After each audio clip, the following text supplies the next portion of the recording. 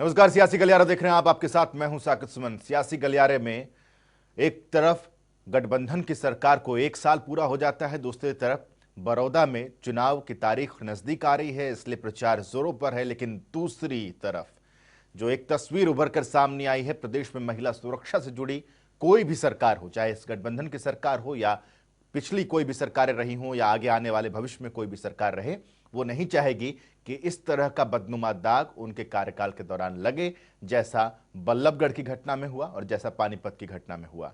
इन दोनों ही घटनाओं ने इस 1 साल के कार्यकाल का जो जश्न जिस तरीके से होना चाहिए था, उसको शायद थोड़ा फीका कर दिया। लेकिन सवाल यही है कि आखिर इस तरह के अपराध से सरकार निपटेगी कैसे। अलग अलग तरह के बयान सामने आए हैं, लेकिन उससे उत्तर बात होगी सियासत की कि किस तरीके से सियासी पारा हरियाणा में चढ़ता जा रहा है और किस तरीके से लगातार कोशिशें एक दूसरे को शह देने की है, एक दूसरे को मात करने की है। तो चलिए करते हैं सियासी गलियारे की शुरुआत।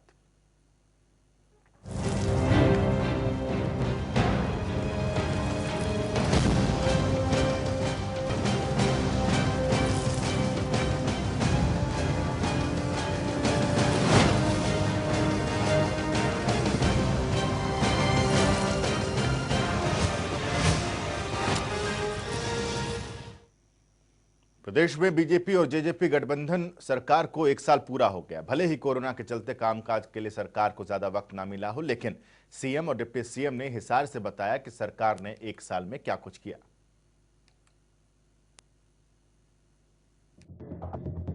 प्रदेश की मनोहर लाल सरकार के दूसरे कार्यकाल का 1 साल पूरा हो गया। पिछले 5 साल उनकी सरकार निर्बाध चली थी, पूर्ण बहुमत था, कई उपलब्धियां भी हासिल की थी। लेकिन इस बार बीजेपी को पूर्ण बहुमत नहीं मिल पाया था। वो सदन में सबसे बड़े दल के रूप में उभरी और बहुमत के आंकड़े के पास पहुंच गई थी। कुछ निर्दलीय विधायक समर्थन देने को तैयार हुए थे। बीजेपी ने उनकी इच्छा का समादार तो किया, लेकिन सरकार बनाने के लिए जननायक जनता पार्टी से गठबंधन का निर्णय लिया। जेजेपी को विधानसभा चुनाव में 10 और बीजेपी को 40 सीटें मिली थी। आरंभिक दौर में लोग अनुमान लगा रहे थे कि सरकार में शामिल दोनों दलों में टकराव होगा, लेकिन बीते 1 साल के दौरान ऐसा कुछ नहीं हुआ। कुछ बिंदुओं पर मतभेद सामने आए, पर सरकार की मजबूती पर आंच तक नहीं आई। बीते 1 साल में मनोहर सरकार की ये बड़ी उपलब्धि है और इसी कड़ी में बीजेपी जेजेपी सरकार की वर्षगांठ पर हिसार राज्य स्तरीय समारोह हुआ। कार्यक्रम की शुरुआत में मुख्यमंत्री मनोहर लाल और उप मुख्यमंत्री दुष्यंत चौटाला ने हिसार एयरपोर्ट पर इंटीग्रेटेड एविएशन हब बनाने को लेकर दूसरे फेज का काम के लिए भूमि पूजन किया। इसके बाद मुख्य स्तरीय समारोह हुआ। इसमें मुख्यमंत्री मनोहर लाल वीडियो कॉन्फ्रेंसिंग के जरिए अलग अलग जिलों में परियोजनाओं का उद्घाटन किया और शिलान्यास भी किया। सीएम ने इस दौरान कहा, इस साल कोविड की चुनौती सामने आई, हालांकि इससे हम अब भी जूझ रहे हैं। हरियाणा देश में कोरोना के मामले में 7वें नंबर पर है। हम हरियाणा में ही नहीं तो देश और दुनिया भी इसमें से गुजर रही है और अभी कोई समाप्त नहीं हुआ है, उससे लगातार हम जूझ रहे हैं। इसका ग्राफ ऊंचे नीचे हो रहा है कि हरियाणा में बहुत चीज़ों पर कंट्रोल किया, बहुत प्रदेशों से हमारी स्थिति काफ़ी अच्छी है। आज अगर जो सबसे वर्स्ट अफेक्टेड स्टेट्स है महाराष्ट्र जैसे, उस क्रम में हम देखें तो हम 17वें नंबर पर आते हैं। हमारे से ज़्यादा 16 स्थानों पर हमारे से एक्टिव मरीज ज़्यादा हैं, वहाँ डेथ्स ज़्यादा हुई हैं। आज भी वहाँ जो इस समय एक्टिव हैं वो हमारे से ज़्यादा हैं। सीएम मनोहर लाल ने साथ ही कहा कि नागरिकों की पहचान के लिए आधार कार्ड के अलावा परिवार पहचान पत्र शुरू किया गया है। परिवार पहचान पत्र के लिए 60 लाख परिवार चिन्हित हुए हैं। हालांकि अभी 14 लाख परिवारों को पहचान पत्र कार्ड दिए जा चुके हैं। नागरिकों का पहचान जो है वो आधार कार्ड से है। हमने हरियाणा में एक नया जो कंसेप्ट किया था कि परिवारों की पहचान की जाए, तो परिवार पहचान पत्र का एक जो हम लगातार उस पर काम कर रहे हैं। 60 लाख के लगभग परिवार जो है चिन्हित हुए हैं कि जिनका रजिस्ट्रेशन होना है, लेकिन अभी जो रजिस्ट्रेशन हुआ है, जिनको कार्ड दिए जा चुके हैं, वो कोई 14 लाख परिवार हैं जिनको हमने परिवार पहचान पत्र के कार्ड दे दिए हैं। 1 साल में गठबंधन सरकार ने 147 काम किए, जिनके बारे में खुद सीएम ने बताते हुए कहा कि इस 1 साल में जो काम हुए, इनमें से कुछ पहले से चले आ रहे थे, उनको पूरा किया गया है। सभी गांवों की वेबसाइट बनाई जाएगी ताकि उन पर सरकार की योजनाओं का बजट और विकास का ब्यौरा रहे। इस एक वर्ष के जो हमारा डिपार्टमेंट है पब्लिक रिलेशन का, उन्होंने 147 विषय ऐसे लिखे हैं जो हमने नए काम किए हैं, चाहे वो पिछले चलते हुए कामों को आगे बढ़ाया है, चाहे नए काम किए हैं। एक हमारी योजना थी कि हर एक गांव उसकी अलग से वेबसाइट बने और उस वेबसाइट में गांव की जितना भी जानकारियां हैं, प्रोफाइल है वो उसमें हो, जितने एसेट्स हैं वो उसमें हो, और हर गांव का उस गांव का कोई भी व्यक्ति अपने गांव के बारे में कोई सुझाव देना चाहता है, कोई इच्छा रखता है, डिमांड रखता है, उसके अंदर वो जाकर के डाल दे डिपार्टमेंट के हिसाब से, ताकि हर एक डिपार्टमेंट को कहें कि पूरे हरियाणा के 6700 गाँव में इस विभाग की क्या क्या चीज़ें हैं, सुझाव के रूप में, डिमांड्स के रूप में उनका विश्लेषण करिए और उस आधार पर प्रायोरिटी तय करिए। किसानों पर बोलते हुए सीएम ने कहा, किसानों के लिए भी हमने बहुत काम किए हैं। हर मंडी में 10 रुपए की थाली, पशुधन क्रेडिट कार्ड योजना शुरू की गई। किसानों को प्रोत्साहित करने के लिए, सम्मानित करने के लिए योजनाएं बनाई गई।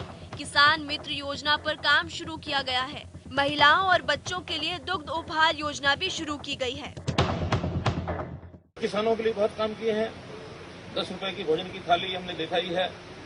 पशुधन किसान क्रेडिट कार्ड की बात हमने कही है, जैसे किसान क्रेडिट कार्ड होता है ऐसे पशुधन क्रेडिट कार्ड। 10 रुपए की भोजन की थाली हर एक कैंटीन, हर एक मंडी में जहां जहां किसान का आना जाना होता है तो उनको अटल किसान मजदूर कैंटीन। महिलाओं के लिए, बच्चों के लिए जैसे हमने बताया, मुख्यमंत्री दुग्ध उपहार योजना।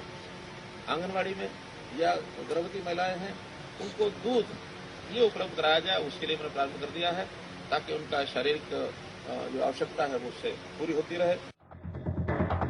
रोजगार पर बोलते हुए सीएम ने कहा, बिना खर्ची, बिना पर्ची और बिना मर्जी के पारदर्शिता के साथ रोजगार दिया जा रहा है। सुपर 100 कार्यक्रम हमने शुरू किया, जिसके जरिए प्रतियोगी परीक्षाओं में इस साल 72 लोगों का चयन हुआ। इस एक साल में सरकारी नौकरियां बिना पर्ची खर्ची के, बिना किसी सिफारिश के, बिना किसी मर्जी के, तीसरा शब्द बोले मर्जी जोड़ा है, पर्ची नहीं, पर्ची नहीं, मर्जी नहीं, तो योग्यता हर जगह चाहिए। सुपर 100 कार्यक्रम 2 जगह हमने शुरू किया था, पंचकुला और रेवाड़ी। इनमें से 72 बच्चे, गरीब परिवारों के बच्चे, अनुसूचित जाति के बच्चे, बैकवर्ड क्लास के बच्चे, इन सबको पढ़ाना शुरू किया। तो कॉम्पिटिटिव एग्जाम में, चाहे वो नीट का एग्जाम था, चाहे JEE का था, इसमें से 72 बच्चे जो है सिलेक्ट होकर के ऑर्गेनाइजेशन के लिए आ रहे हैं इन 100 में से। एक तरफ हरियाणा और दिल्ली की आबो हवा जहरीली हो रही है। कहीं न कहीं हर साल ठीकरा पराली पर फोड़ा जाता है और इसी कड़ी में सीएम कहते हैं, पराली प्रबंधन के लिए भी सरकार ने कई कदम उठाए। कस्टम हायरिंग सेंटर बनाए गए हैं। 2.25 लाख टन पराली इस बार खरीद की गई है। जिस भी जगह पराली नहीं जलने दी जाएगी और एक भी घटना सामने नहीं आएगी, उस पंचायत को 10 लाख रुपए दिए जाएंगे। पर्यावरण के नाते से पराली प्रबंधन का भी हमने काफी सिस्टम खड़े किए हैं। विशेष उसमें है कस्टम हायरिंग सेंटर के गांव के अंदर कोई भी एक व्यक्ति या संस्था या पंचायत वो पराली इकट्ठा करने के लिए जो संसाधन की आवश्यकता वो ले ले और फिर उसका नॉमिनल रेट रखे और फिर बेलर उसकी बेल्स बना करके इकट्ठा करे और किसान को 1000 रुपया एकड़ अथवा 50 रुपया क्विंटल, लगभग 20 क्विंटल पराली निकलती है, तो 1000 ही बैठता है वो। तो इस प्रकार से कहीं कहीं अलग अलग हिसाब से इसको पैसे दिए जा रहे हैं ताकि किसान को आमदन भी हो जाए। इकट्ठा करने के लिए कस्टम हायरिंग सेंटर से वो ले जाए, अपना खुद अपना उपलब्ध, उसके पास होता नहीं है इतना बड़ा साधन, तो हायरिंग सेंटर गाँव गाँव में बनाए जा रहे हैं। अभी तक 2866 कस्टम हायरिंग सेंटर ये बनाए जा चुके हैं। जो पराली नहीं जलाए पंचायत, एक भी पराली की घटना जहाँ नहीं होगी, उस पंचायत को 10 लाख रुपया और विशेष अनुदान पंचायत को दिया जाएगा। सीएम मनोहर लाल के पूरे बयान को एक रिपोर्ट में समेटना शायद नामुमकिन है, पर सीएम ने जितनी भी बातें कही और जितनी भी परियोजनाओं का शिलान्यास और उद्घाटन किया, तो सभी सीधे लोगों से जुड़ी है, उनकी सुविधाओं से जुड़ी है। हम भी यही आशा करते हैं कि आने वाले 4 साल भी गठबंधन सरकार इसी तरह काम करे और लोगों की समस्याओं का समाधान करे। जनता टीवी के लिए हिसार से पवन सेवक की रिपोर्ट।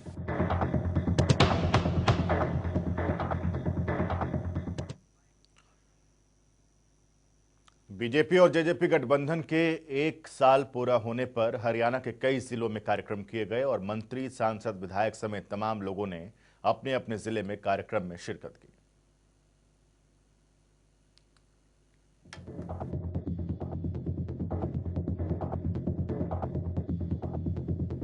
हरियाणा में सरकार के दूसरे कार्यकाल को एक साल पूरा हो गया, जिसको लेकर पूरे प्रदेश में अलग अलग जिलों में कार्यक्रम का आयोजन कर सरकार की तरफ से किए गए विकास कार्यों की उपलब्धियों को गिनवाया गया।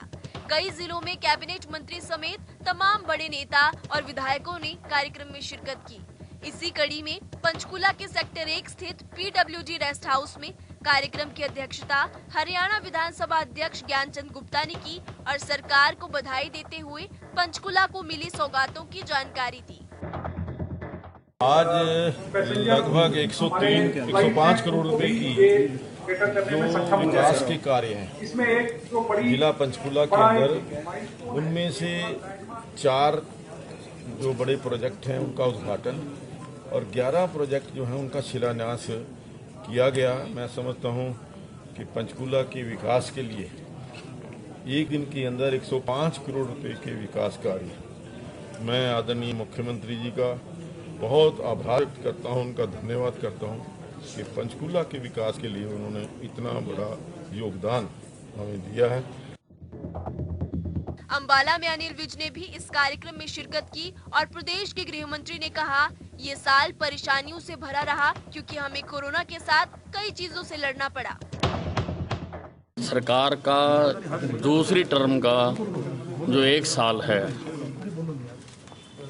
बहुत बढ़िया रहा है, हालांकि मुश्किलों भरा था क्योंकि इस 2 साल में हमें सबसे पहले कोरोना से लड़ना पड़ा और हमारी टीम बहुत बहादुरी से लड़ी है कोरोना के साथ।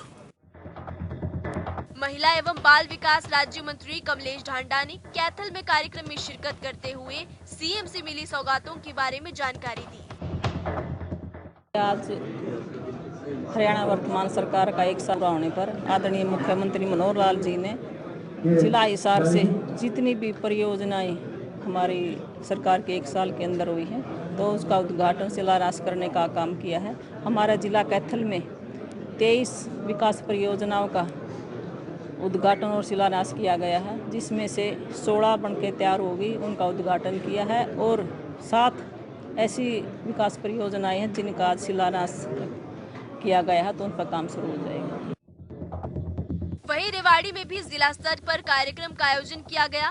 रेवाड़ी लघु सचिवालय में आयोजित कार्यक्रम में सहकारिता मंत्री डॉक्टर बनवारी लाल ने बतौर मुख्य अतिथि शिरकत की। सहकारिता मंत्री डॉक्टर बनवारी लाल ने रेवाड़ी में 69 करोड़ की 10 परियोजनाओं का उद्घाटन और शिलान्यास किया और कहा कि प्रदेश सरकार सबका साथ सबका विकास के नारे के साथ एक समान विकास करवा रही है। गठबंधन की सरकार का एक साल पूरा हुआ है और उसी सिलसिले में माननीय मुख्यमंत्री जी ने हिसार से जितनी भी परियोजनाएं थी सभी का शिलान्यास उद्घाटन किया है। उसी सिलसिले में आज हमने रेवाड़ी जिले के जो भी कार्य शिलान्यास और उद्घाटन वो हमने यहाँ से किए हैं और मैं माननीय मुख्यमंत्री जी को इसकी बधाई देता हूँ, उनका धन्यवाद भी करता हूँ कि उन्होंने हमारे जिले में भी 5 शिलान्यास और 5 उद्घाटन के कार्यक्रम किए हैं। केंद्रीय राज्य मंत्री रतनलाल कटारिया झज्जर में कार्यक्रम के दौरान पहुंचे और करीब 94 करोड़ रुपए की परियोजनाओं का उद्घाटन और शिलान्यास किया। हरियाणा सरकार ने केंद्र सरकार की महत्वाकांक्षी योजनाओं को मूर्त रूप देते हुए जनहितकारी कदम उठाए हैं। मैं झज्जर जिला की जनता को बधाई देना चाहता हूं कि आज मुख्यमंत्री जी की ओर से उन्हें 3 बड़ी विकास योजनाओं की सौगात मिलने जा रही है। प्रदेश की गठबंधन सरकार जिस तरह से कोरोना संक्रमण का मुकाबला कर रही है, उसके लिए भी वो साधुवाद की पात्र है। ये भी रेखांकित कर लें कि सरकार ने भले ही एक साल पूरा कर लिया हो, लेकिन काम करने के लिए तो एक साल में उसे 5 महीने ही मिले। 7 महीने से तो वो कोरोना से बचाव और उस पर आक्रमण करने में लगी है। उसने कोरोना के कारण प्रदेश की लड़खड़ाई अर्थव्यवस्था को लगभग नियंत्रित कर लिया है और ये बेहद सराहनीय है। और यही वजह है कि प्रदेश में अलग अलग हिस्सों में एक साल के मौके पर कार्यक्रम किया गया। ब्यूरो रिपोर्ट, जनता टीवी। बड़ौदा में उपचुनाव है और इस चुनावी माहौल में बयानबाजियां तेज हो गई हैं। गोहाना पहुंचे पूर्व केंद्रीय मंत्री चौधरी बीरेंद्र सिंह ने कांग्रेस पर हमला बोला और भूपेंद्र सिंह हुड्डा को आड़े हाथों लिया। बड़ौदा उपचुनाव को लेकर जैसे जैसे वक्त करीब आ रहा है, प्रचार प्रसार भी तेज हो चुका है। आरोप लगाने की रफ्तार तेज हो रही है, बयानबाजियां और सियासत भी तेज हो चुकी है। इसी कड़ी में गोहाना में पूर्व केंद्रीय मंत्री बीरेंद्र सिंह ने शिरकत की और सीधा भूपेंद्र सिंह हुड्डा और कांग्रेस को आड़े हाथों ले लिया। चौधरी बीरेंद्र सिंह कहते हैं कि कांग्रेस एक नहीं बल्कि कांग्रेस के अंदर भी 6 कांग्रेस है और उनमें से 2 तो खुद भूपेंद्र सिंह हुड्डा के घर में है। एक भूपेंद्र हुड्डा की कांग्रेस तो दूसरी दीपेंद्र हुड्डा की कांग्रेस। 6 कांग्रेस हैं हरियाणा में। अब ये पता कौन सी कैंडिडेट जो है, कौन सी कांग्रेस का कैंडिडेट। इवन 2 कांग्रेस तो खुद हुड्डा के घर में ही हो गई। एक दीपेंद्र सिंह की कांग्रेस और एक भूपेंद्र सिंह की कांग्रेस। चौधरी बीरेंद्र सिंह यही नहीं रुके। अशोक तंवर से लेकर सुरजेवाला, किरण चौधरी, कुमारी शैलजा सभी को उन्होंने लपेटे में लिया और बताया कि सबकी कांग्रेस अलग है। 6 कांग्रेस, एक किरण चौधरी की कांग्रेस। अशोक तंवर चले गए ना तो उनकी भी थी एक शैलजा की कांग्रेस, एक रणदीप सुरजेवाला की कांग्रेस। कांग्रेस में गुटबाजी से आगे बढ़े तो बीरेंद्र सिंह की गाड़ी भूपेंद्र सिंह हुड्डा पर अटक गई और कह दिया कि बड़ौदा की जनता कांग्रेस को वोट इसलिए देती थी कि भूपेंद्र सिंह हुड्डा सीएम बन सके, लेकिन अब सिकुड़ती हुई कांग्रेस में भूपेंद्र सिंह हुड्डा के लिए सीएम बनने का दूसरा मौका तो आ ही नहीं सकता। बड़ौदा के मतदाता क्यों वोट देते थे कांग्रेस को? सिर्फ एक ही कारण था कि भूपेंद्र सिंह हुड्डा चीफ मिनिस्टर, इसको रखना है चीफ मिनिस्टर। अब कारण यह है कि वो ये कहेंगे कि एक बार मेरे को मौका दो, मैं सारा कल्याण कर दूंगा। लेकिन सिकुड़ती हुई कांग्रेस में भूपेंद्र सिंह के लिए दूसरा मौका अब चीफ मिनिस्ट्री का तो कभी आ नहीं सकता। अपने आप को ज्योतिष न बताते हुए बीरेंद्र सिंह कहते हैं कि राजनीति का पाठ जानता है, जो आया वो गया और हमेशा से ही कांग्रेस में तो यूज एंड थ्रो होता रहा है। मैं ब्राह्मण तो नहीं हूं, ज्योतिषी तो नहीं हूं, लेकिन राजनीति का पाठ मैं जानता हूं कि जो गया सो गया। और कांग्रेस की तो हमेशा पॉलिसी रही है यूज एंड थ्रो। तो Bhupendra Singh Hooda has been used and he has been thrown. Chaudhary Birender Singh उसी कांग्रेस पर बरस रहे हैं जिसकी ढाल पर कभी वो खुद बैठते थे।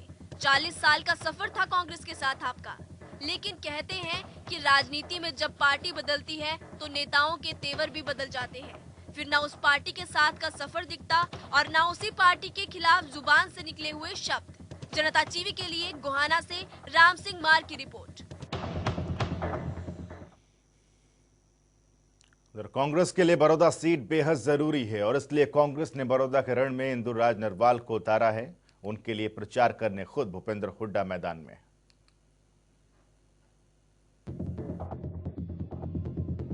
बड़ौदा के रण में सभी पार्टियां पूरी ताकत लगा रही है और कांग्रेस ने भी इस उपचुनाव के लिए पूरी ताकत झोंक रखी है। इसी कड़ी में पूर्व मुख्यमंत्री भूपेंद्र सिंह हुड्डा ने इंदुराज नरवाल के लिए चुनाव प्रचार में तेजी लाते हुए बड़ौदा विधानसभा क्षेत्र के गांव शामली पहुंचे। इस दौरान उन्होंने बीजेपी को निशाने पर लेते हुए कहा कि मुनाफाखोरी के लिए 2 मंडी बना दी गई है, जिससे किसान बेहद दुखी है। मंडी भी 2 किस्म की बना दी और तो ये मंडी भी खत्म हो जाना, इसकी खत्म करने की आहिस्ता प्रक्रिया है। 2 किस्म की मंडी बना दी, जो मंडी से बाहर कोई भी किसी भाव खरीदो और किसी भाव बेचो, कितनी ही जमाखोरी करो बड़ा कर्नाटक से। पूर्व मुख्यमंत्री भूपेंद्र सिंह हुड्डा ने गांव शामली में ग्रामीणों की सभा को संबोधित करते हुए कहा कि पहले ही किसान दुखी और परेशान था, ऊपर से 3 कानून और नए ला दिए गए और जमाखोरों के लिए एक रास्ता खोल दिया गया कि वो कितनी भी जमाखोरी करो, जो किसान की फसल आएगी, किसान अपनी फसल को सस्ते में बेचकर जाएगा और वो लोग जमाखोरी कर लेंगे। पहले ही बर्बाद होने जा रहा है, ऊपर से 3 नए कानून ले आए। इन 3 नए कानूनों का मतलब पता है? इनका मतलब यह है मंडी भी 2 किस्म की बना दी। और तो ये मंडी भी खत्म हो जाए, एमएसपी खत्म करने की आहिस्ता प्रक्रिया है।